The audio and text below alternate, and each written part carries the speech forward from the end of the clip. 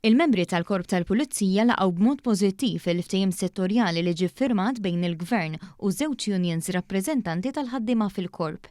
Waqt żjara fl-Asess ta' Bormla u Raħal Ġdid, il-Ministru għall-Intern u s-Sigurtà Byron Camilleri iltaqa' ma' bosta pulizija fosthom tal-komunità u tad-distrett fejn spjega kif dak imwiegħed qed jitwettaq permezz ta' investiment fl-aqwa riżors, il-ħaddiem.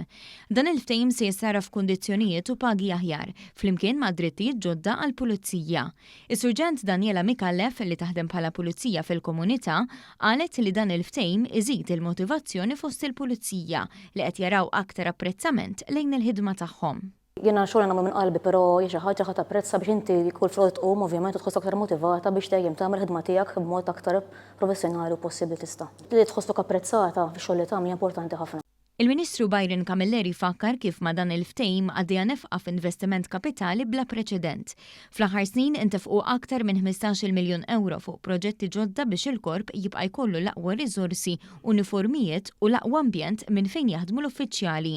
Dan apparti li l-Gvern implementa inizjattivi ġodda brabta mażieda fil-pensjoni tas-servizz u l-pensjoni tas-servizz għar-romol tal-uffiċjali. Verament irridu li nkomplu ninvestu sabiex ikonna komunitajiet tagħna aktar siguri, jeħtieġ ninvestu fl-aqwa riżors l-għandna.